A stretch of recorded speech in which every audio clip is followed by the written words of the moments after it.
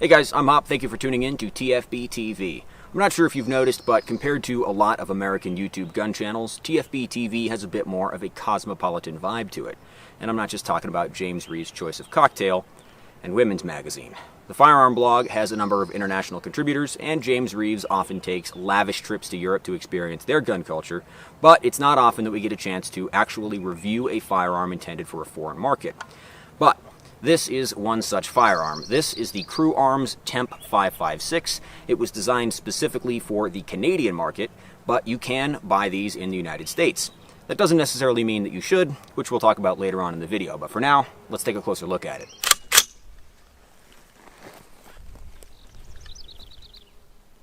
Oh, Canada, our home and native hat.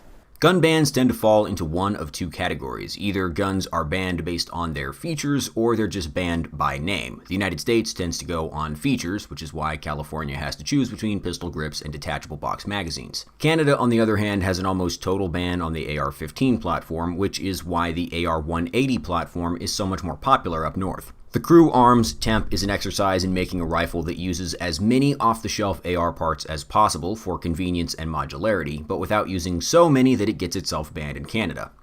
Hey Hop, what you got there? I got a fine Canadian import. You can still smell the maple syrup. If you're confused about the name, this actually used to be the Crusader Arms Templar rifle, which James Reeves has taken a precursor look at in the past, but it had its name changed for various legal reasons, and now it is the CRU Arms Temp. The Temp 556 is short-stroke piston operated, kind of like the AR-180, and about 80% of the rifles on the market that are not AR-15 derivatives. The bolt carrier group and the action springs are fully contained in the upper receiver. So like the FN, FAL, AR-180, FN SCAR, and many others, you can have a folding stock on here without any modifications. The Temp also has an extruded aluminum monolithic upper receiver, one of those features that I think people are pretty hot for right now.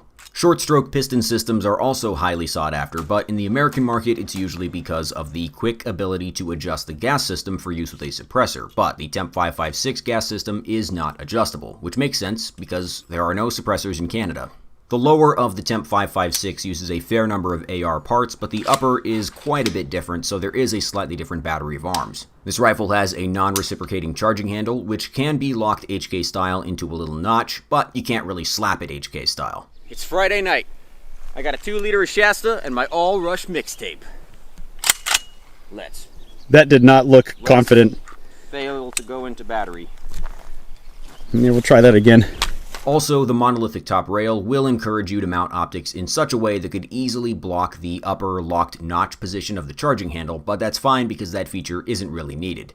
The Temp still has a regular AR-style last shot bolt hold open feature, but with a repositioned lever that falls under the firing hand thumb. Pull it down and backwards with the thumb to lock the action, and press it forward with the thumb to drop the bolt on a reload. It's an unorthodox procedure compared to an AR, but it's not hard to get used to, and it's pretty fast.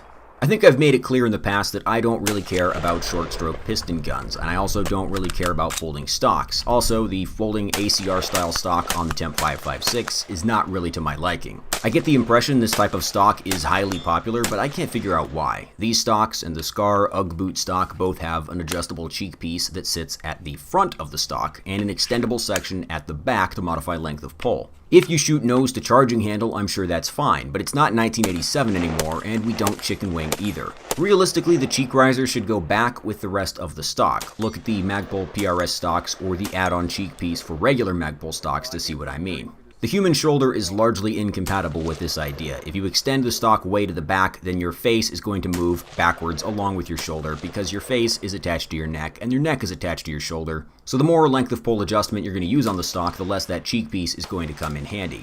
Depending on what optic you use, the cheek riser's raised position might not even be necessary. Because the Temp has a taller receiver than an AR-15, you can use a lower optic mount and still get a good comfortable sight picture like you're used to on an AR. An absolute co-witness red dot on the CRU Temp feels like a lower 1/3 co-witness red dot on an AR. The lower was actually designed originally to take an AR buffer tube, and the folding stock assembly is bolted into the back of that. While a folding stock is a convenience feature for transport and storage, I would actually rather have an AR-style stock for better stability, comfort, and the ability to put the cheek riser where I actually want it, that is to say, under my cheek. From arm's length, the CRU Arms Temp looks pretty cool. It has the 10 years ago modern lines typical to a monolithic upper rifle like the SCAR or the ACR or the XCR, or I don't know, probably like 4 new ones have come out since I started working on this video. When you get up close though, the illusion sort of falls apart. The Temp goes from SCAR lookalike to Kel-Tec lookalike in a hurry. Every part on the gun is held together with dozens of little hex head screws. The charging handle looks like it was added by a JB Weld certified home gunsmith based on a gun he remembered seeing in an issue of Soldier of Fortune 20 years ago. The rifle, to be frank, looks like it was built after a trip to Ace Hardware. Okay, let's be fair, 2 trips to Ace Hardware because you never get all the fasteners you need on the first trip. But hey, ugly is as ugly does, and as long as the rifle works, the overuse of hardware store homebrew is just an aesthetic flaw. Unfortunately, we didn't have the best reliability with this rifle. The accuracy was fine, slightly over 2 MOA with ball ammo, slightly over 1 MOA with AAC match ammo. The issue we had was a frequent failure to fully extract empty cases. It seems like the extractor was losing hold of the case rim and leaving it in the chamber, resulting in a double feed. This happened regardless of the type of magazine or ammunition, and it happened quite a lot.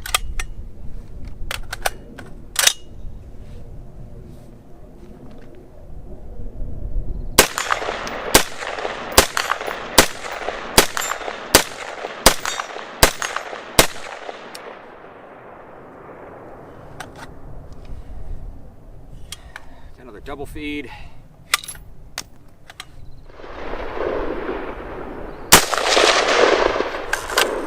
That's a jam.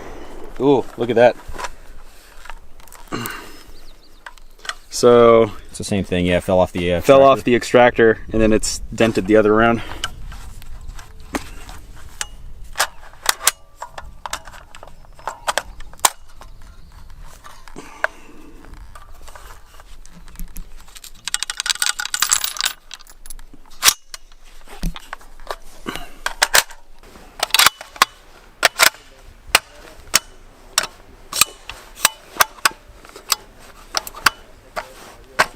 Okay, try pushing the magazine's way over inserted.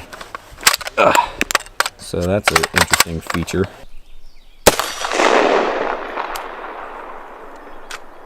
It's doing it again. He no worky. God, shit.